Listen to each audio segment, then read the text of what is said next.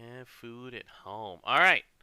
So, welcome to Granblue Radio. This is episode number. Wait, is it 289 or 299? Let me take a look at my numbering. You you put 229 on your numbering so far. 229. That's so many less than 289. The best I. part is you said 229 before this thing even started. Oh, baby. You know that I'm fully mentally here. All right. Let's go ahead and take a look at what we have for the day. What did you even title this episode, anyways? Show enough. I just wanted to make a Last Dragon reference. I see. All right, so Understandable. anyway, let's begin. Welcome to Granblue Radio number, let me check my notes again, 229. I just wanted to make sure, and so I didn't say the wrong number, but this is Vibrating Sheep. We run, I run, among other things, Granblue_EN, and this, with me as always, Hi, this is DJ. I'm not at his house this time. yeah, next time you're over, I will try and have a better plan for that. You literally did not tell me a single plan. Yeah. I thought you had the Yeti mic already in your room beforehand. Oops. All right. So anyway, we have a lot of news to get through, but because we know what's going to happen over the next month, we're going to split things out a little bit. So we're going to start with first of all, we're going to gloss over the event a little bit. Showtime. I had fun. But when it comes to this particular Granblue Radio style we tend to skip over the story itself and go straight to the stuff that we got from it. So, All right. are you ready to go over Miss Miranda and show? I can't believe we finally get Miss Miranda. When's Hannah? That's all I want, really. When's Hannah? When's an SSR Owen? When's Lou? Yeah, we literally have we ever seen Lou in story yet? I don't think we have. She is in the background of Hannah's art.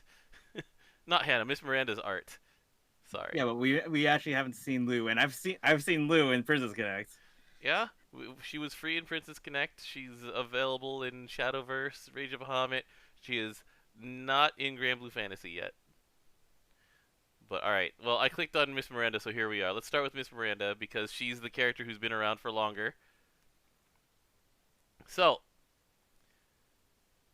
Miss Miranda, mysterious standby. She's been in like the anime. She's been in everything, and so they snuck her in after what? Lonesome Dragoness was what, 2017?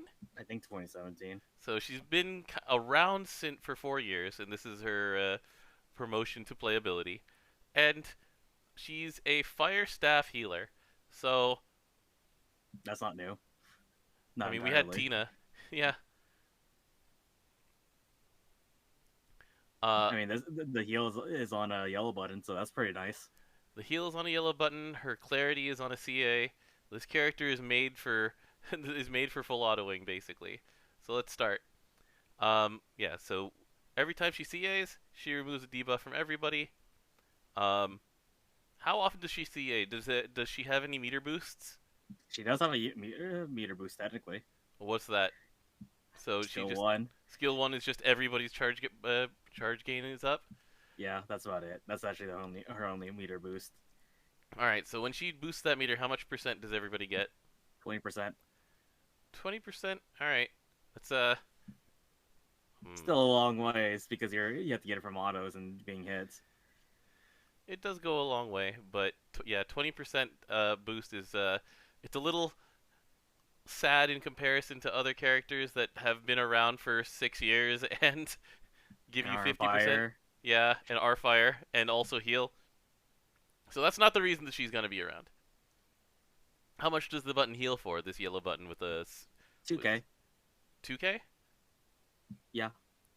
And then so she has a 6-turn cooldown on a 2000 heal, but as we always do, we go scroll down and we see that the cooldowns are fake. So It's a one turn cut to her skill cooldowns whenever the foe uses a special attack, and if it's an incanted attack, which is a V2 concept, then it's a 3 turn cut. So an So that's incant. really actually interesting because if you put it in context of what fight you're gonna you would bring her to, it's like so the fight you would bring her to would be Eliar, right? Yes, because you're probably you might bring her to Beelzebub, but not really. It's kind of hard to break some of the things you have for Beelzebub, but so there are two incanted attacks That Eliar has.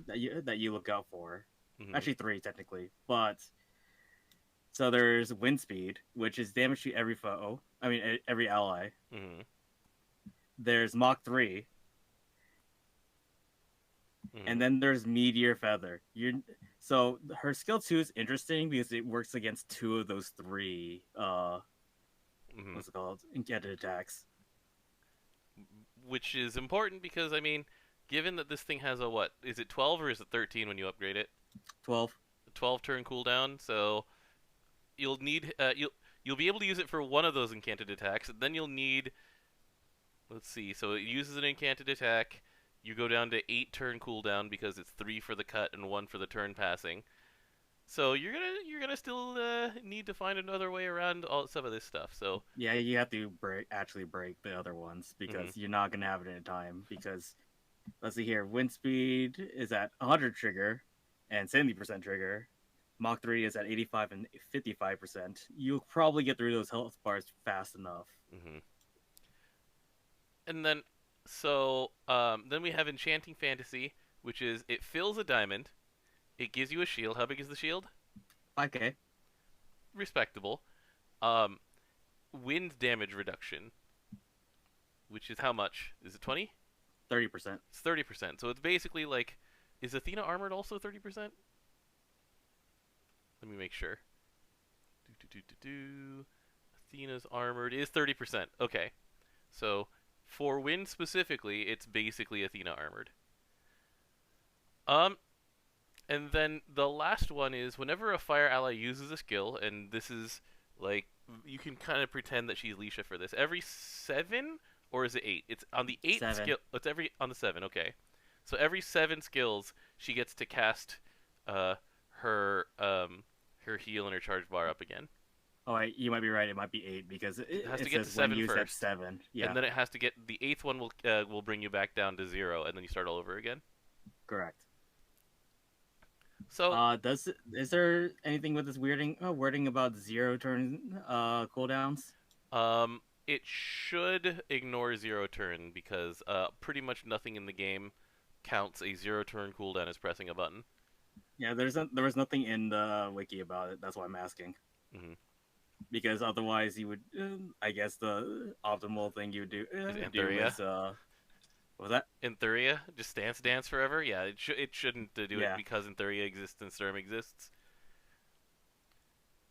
So anyway, pretty interesting kit here. It is another way of doing sustain and fire. There's a lot of dancing around boss abilities. You actually have to play it in order to just you don't have to play it, but it's better if you play it in order to get like good use out of this. I like this. It's a yeah. very fun dance of like cooldown reduction, using the right abilities at the right time, not necessarily spamming everything because sometimes you don't want to just keep spamming the button that gives the boss a dot. There's also nice things are the spell cancels.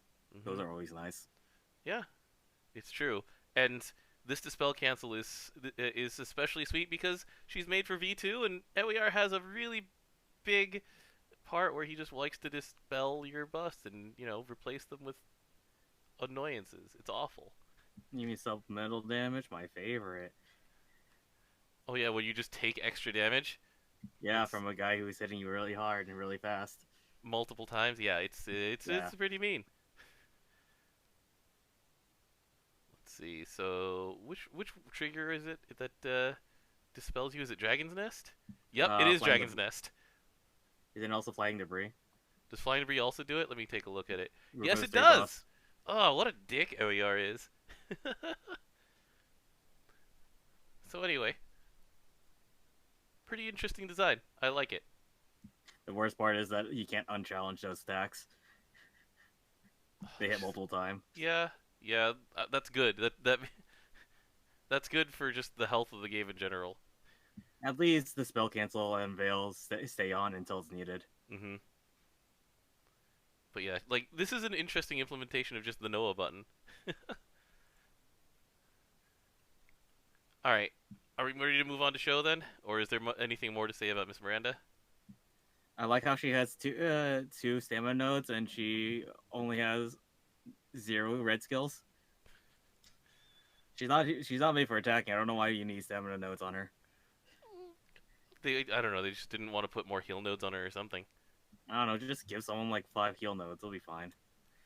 Oh yeah, the what is it? The Lucius Classic, where his entire bottom row is skill up, skill damage, skill cap Skill up, skill damage. cap up, skill cap up, skill cap up, and then his unique one, which is skill cap up. Yeah, that's fine. Mm-hmm. That's perfectly fine. All right, I we're mean, moving. you're aiming for a niche for a reason. I mean, I have started using Lucius in Dark, and it's actually pretty fun. Chev Mal made it made enough of a niche for him that it's actually amusing to press this button over and over again. All right, we're moving on to show. So this was a character that certain fans were calling for 2 years ago when they found out, like it was Taniyama Kisho in Psycho mode. Was one of them Ono you? Oh, he's been banging that drum for like 2 years. I know. Um, they softened him a bit in the most recent event. That part's fine, whatever. Depends on how you think about these things. Uh, but just the way that they built him is amusing to me. So let's start. All right. So uh, Wind Fist, and he wants to bring himself into red, and so it's just like, I wonder how well he works with Skatha. It's like probably not that well. We'll keep looking. I mean, he's able to immediately put himself in red, Yep. so that doesn't work that well with Kazuha. Yeah. All right. So yeah, we should start with his signature ability here. So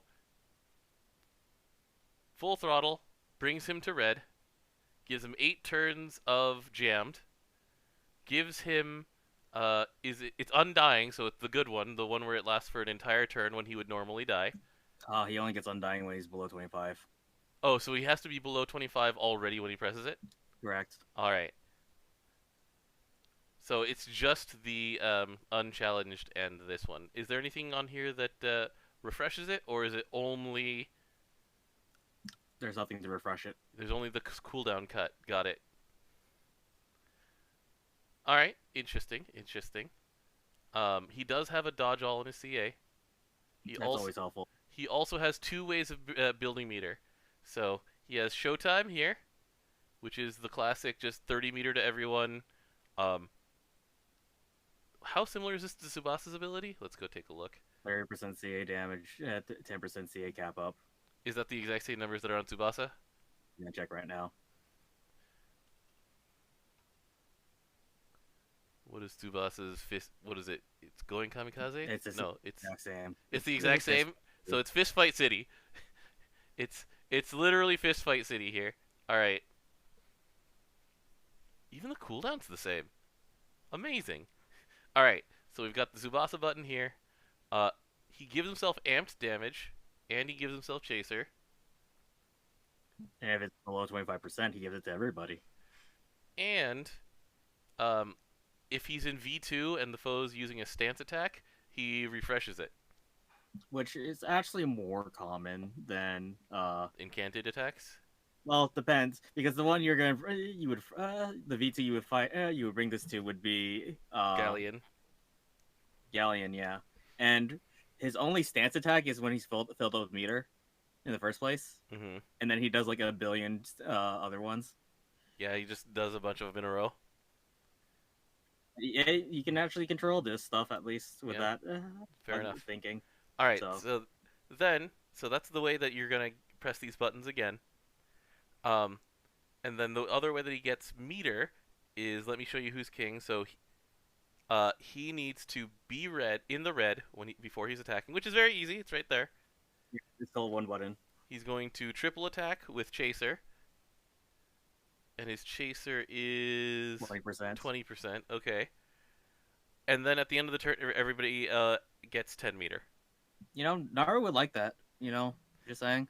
Yeah, so people were like, why would I want another character with triple attack and Chaser when I have Naru? It's like, you can use them together, you know? Like, this It is. actually helps. It's actually fine.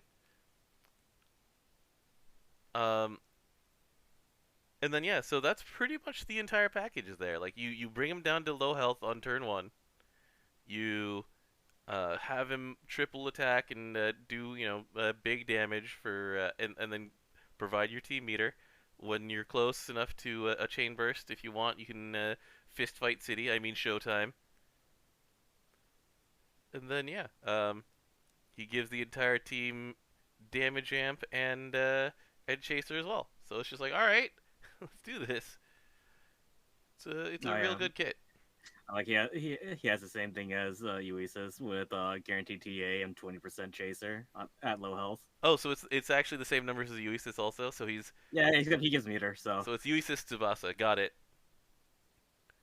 Yeah, I mean, cool character. I am very amused by the fact that he's just on his bike for the fight too. And yeah, there was a question in chat where it's like, is there a third biker in Wind? And it's like, well, not literally on a motorcycle. No, just become the car. just become the monocar. Just become the Blue Orbit. Who else is on a vehicle? We got Wind Mim Lemel as an SR.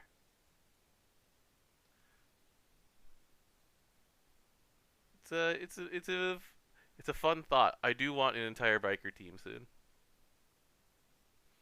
All right, so that is it for new characters.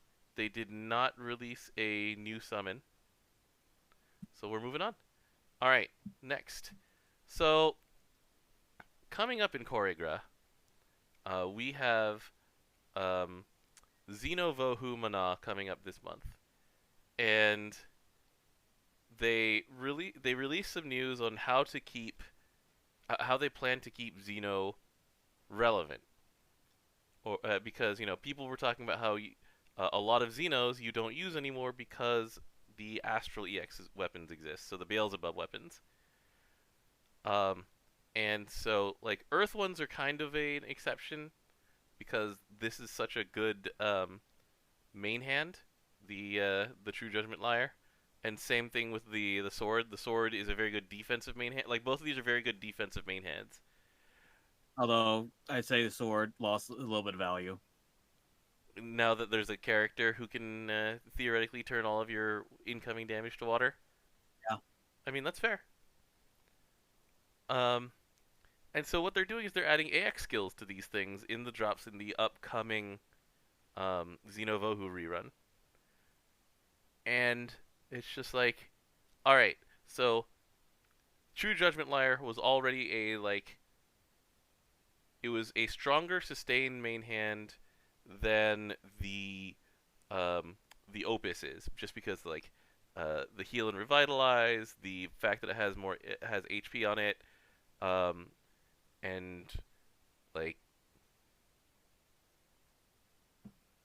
The now you can problem with get it with an though, AX skill that has more HP. problem with it though is that his second skill doesn't work with some of the new harp classes. Yeah, because you don't actually have high voltage on certain characters. And by that we mean we have more than just harpist classes Hmm. that holds harps. I mean that's fair. So here's the question though, like,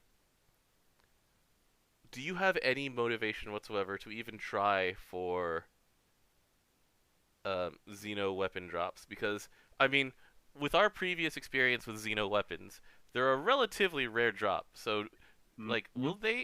will they bring this in with a significant drop rate increase for Xenos? I just wonder if inheritance will actually work correctly first time around. Because That's true. remember, their counter has different weapon names. Because well, the thing is that there is a quality of life upgrade coming this month, where um, the weapons that are specifically under the weapon series, with the notable exception of certain steps of the Revenant weapons, you'll be able to upgrade them without having to unequip them. You'll be able to uncap them and like keep going on without having to do that. So hopefully, I'm praying for this. Hopefully, that means that inheritance will work on them properly as well. We'll see when it implements. But on this other note of actually trying to grind for them, I'll let it see if it happens or not. I'm They're not game breaking. They're not 100% necessary. Yeah, So I mean, the two of us have our Yggdrasil's Vow sitting here, and it's just like, well, this just sits in everything. Unless you really, really, really need hit points. In which case, you bust out Old Reliable, the the Xenoharp. I mean, yeah, I'm probably gonna be using that during next Guild War anyways. Mm-hmm. It's like, well, we'll see what Sit happens. back and let my heal itself. Mm-hmm. So that moves. That brings me to the next topic, which is the quality of life updates for uh, the announced bits of Koregra. So let me switch gears real quick. Boom. All right, let's blow this up. So quality of life upgrades. We're scrolling down a little bit past a lot of these. So do do do do do. Here we go. So yeah, some weapons and summons will be uncappable and upgradable while still equipped or locked. So this applies to weapons of the weapon series section of the shop and Arcarum summons. Now, we're past the point where we care about the Arcarum summon portion of it, but dear God, how many times, DJ, have you heard me shout, "Oh no, I forgot to re-equip my Arcarum summon"? Very often. Oh, jeez, that is Not that is more though. that is But such a matter of suffering for people who are still upgrading those, where you just have to unequip everything. You have to make never sure that re-equip they're it. not, yeah, they're not main summon anywhere. You gotta uh, claim all of your battles, and then you can update it, and then you start putting it back in everything. All your battles is not as bad, at least. It's not as bad. It's true. It was worse back when certain single player battles had no timer and would just be open forever. Yeah, we found out if you let Nier alone, she'll die of loneliness. She will die of loneliness. She will just lose all of her what is it? Love's redemption. Love's redemption. Back and then just die immediately next turn. Mm-hmm. Um.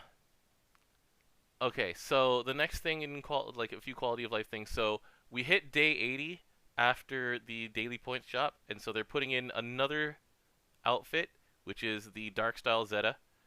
It's a pretty good outfit. It is a pretty good outfit. I do wonder which Zeta I'll use it on. I guess I'll use it on Fire Zeta. I think I'll use it on Fire Zeta. DJ, do you think that this is an omen of Zeta completing the rainbow soon? Wind Zeta? Is Wind Zeta coming? If that wasn't those effects, maybe. But I don't know. Nothing's ever an indicator It's at this point. Yukata. It's Yukata season at the end of the month, DJ. So June 30th last year is when Swimsuit Kolulu came out, and they did say that at the end of this month we're gonna start swimsuit season again. So I'm making it. I'm locking this in. I'm saying this with somebody else's whole chest. I'm not guaranteeing it.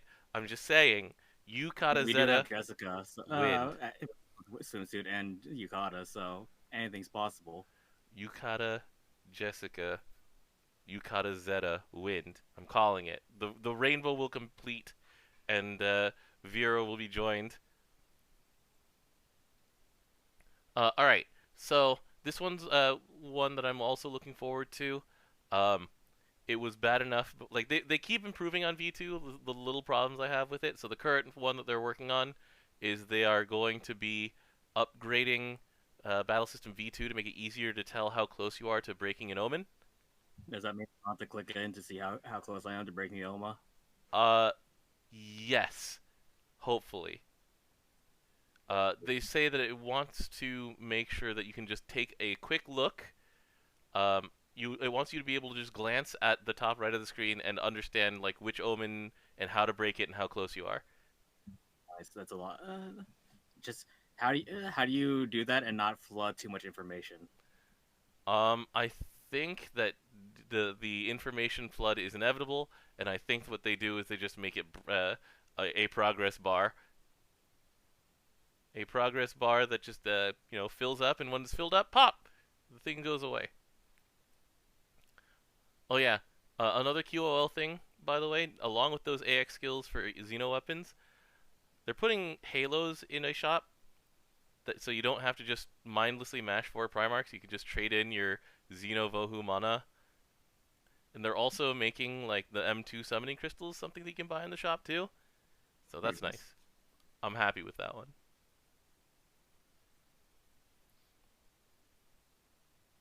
A progress bar or change the color of the bar depending on how close you are to breaking. I'm not sure. I'm not sure. We'll find out.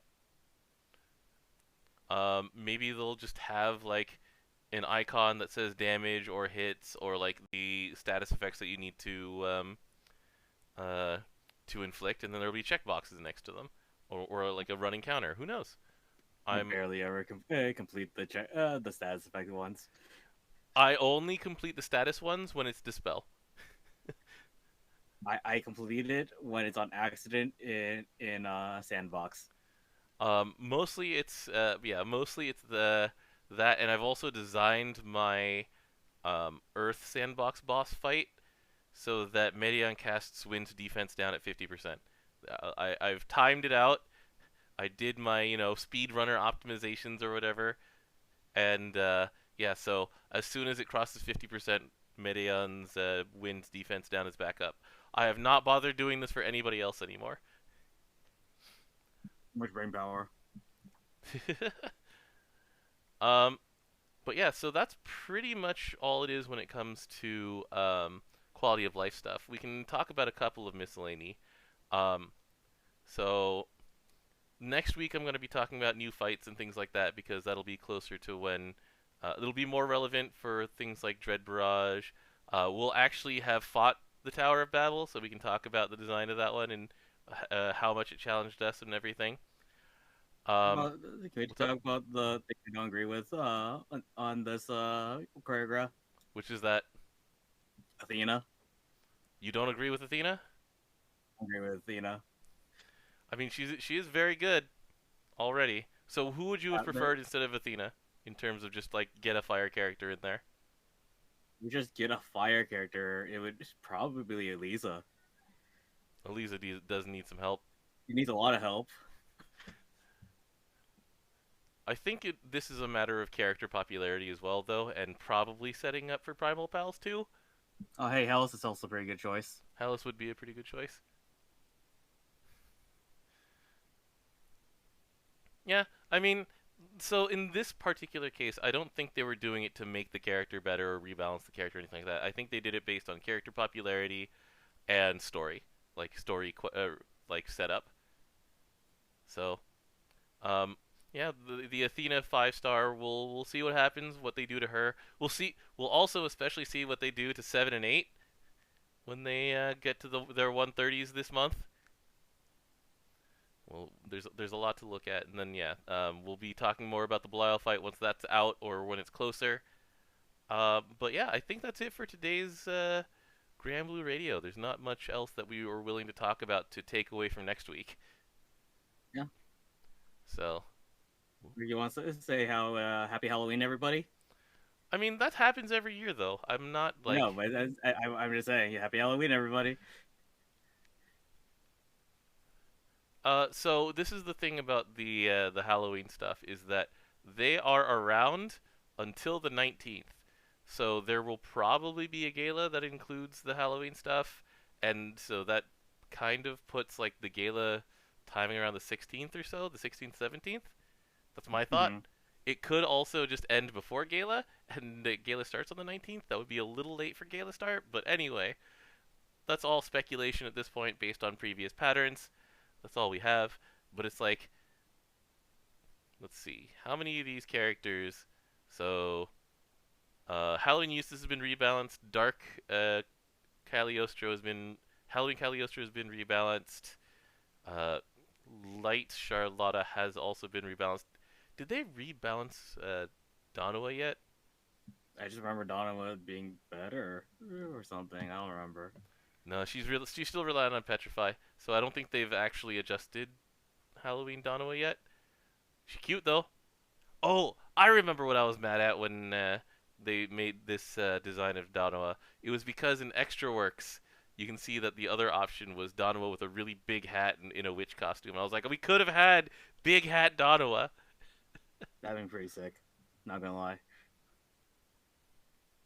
All right. So anyway, yeah, that's it for this week.